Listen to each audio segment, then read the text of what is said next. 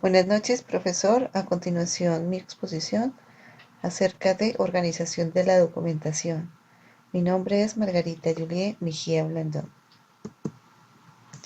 La primera pregunta, ¿por qué es importante organizar los documentos?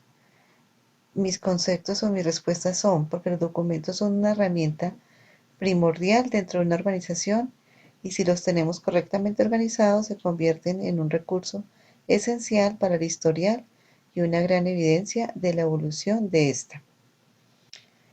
También porque garantiza el flujo y disposición de la información de forma ágil y oportuna, simplificando trámites y evitando la acumulación innecesaria de información.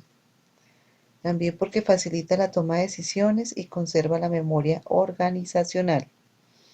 Y por último, porque los documentos son la imagen de quienes los generan y representan la evolución jurídica y administrativa de las organizaciones.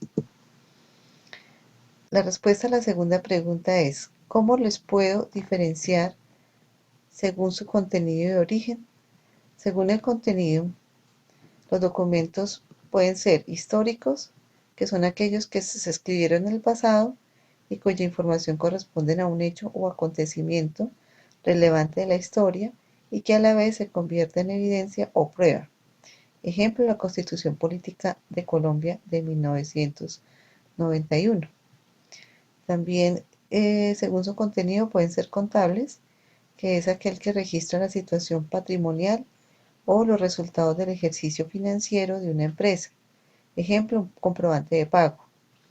Los documentos administrativos son los que se generan en determinada área de una organización para evidenciar sus actos o comunicar un mensaje a nivel interno o externo. Ejemplo, un acta de reunión de vendedores. Los documentos mercantiles son aquellos generados como resultado de una transacción comercial con el objetivo de certificar el entendimiento que existe entre las dos partes que han efectuado un convenio. Por ejemplo, un pagaré. Los documentos notariales son aquellos documentos que por requerir la firma de un representante de autoridad, como un notario, se convierten en instrumentos públicos mediante los cuales se da legalidad y autenticidad a un acto privado. Ejemplo, un poder. Y también se puede diferenciar según su origen en documentos públicos y oficiales, que son aquellos expedidos o autorizados por un funcionario público competente de acuerdo a la ley. Estos pueden ser consultados por cualquier persona, a excepción de aquellos documentos que por expresa disposición legal son reservados. Ejemplo, un acta de matrimonio. Los documentos privados son aquellos redactados por las partes interesadas sin intervención de un funcionario o autoridad pública en ejercicio de sus funciones. Es válido en todos sus extremos entre las partes firmantes del mismo. Por su propia naturaleza no puede estar disponible al público, sino en los casos en que una autoridad así lo decida. Ejemplo, un pagaré. La tercera pregunta, ¿qué factores y elementos debo tener en cuenta en mi organización para recibir los documentos de acuerdo a las normas vigentes? Entonces, los factores son el organigrama de la organización o estructura orgánica. Es donde gráficamente se simboliza la estructura orgánico-funcional de la institución o empresa. Representa las líneas de mando y autoridad del orden jerárquico. Si se conoce el organigrama, se puede identificar fácilmente cómo debo tramitar y a dónde debo remitir los documentos recibidos. La cultura corporativa. Esa se refiere a los elementos propios de la organización sobre los cuales se fundamenta su razón de ser. De los elementos que conforman o que componen una cultura corporativa son misión, que es un enunciado por escrito que describe el presente de la organización, lo que está haciendo y con la calidad que lo hace. La visión es la proyección que busca toda empresa relacionada con los productos y los servicios que presta. Y por último, los valores corporativos, que son los valores humanos importantes para la organización y que se convierten en los lineamientos de comportamiento de sus integrantes. Bueno, cuarta pregunta tenemos, ¿cómo puedo verificar la correspondencia tanto física como electrónica recibida? La verificación de correspondencia física se debe hacer de la siguiente manera.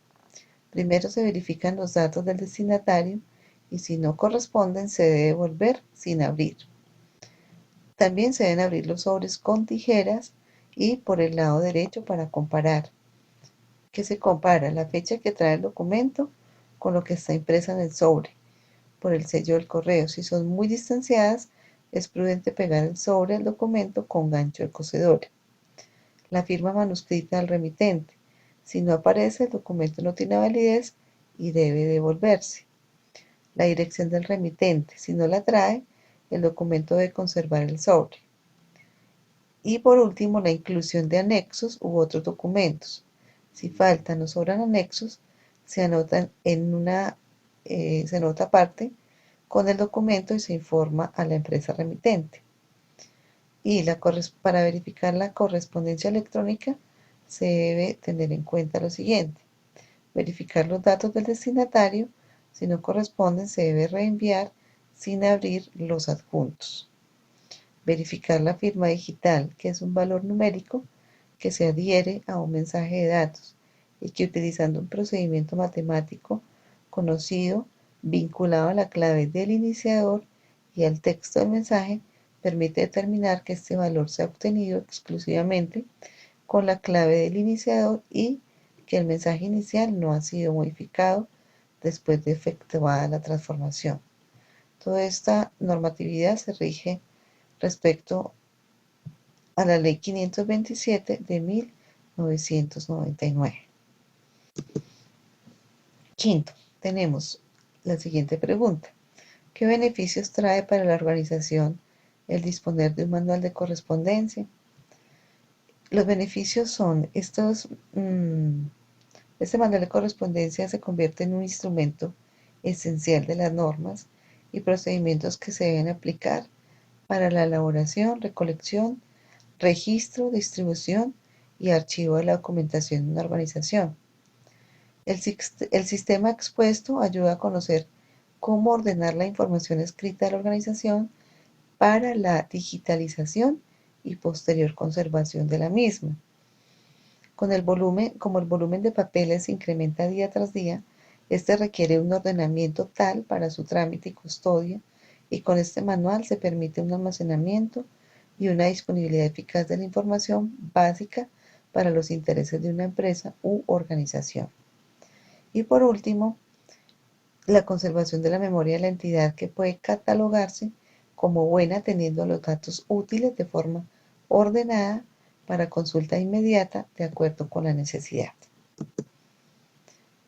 Y acá extraje la bibliografía de los sitios donde consulté lo antes expuesto. Muchas gracias.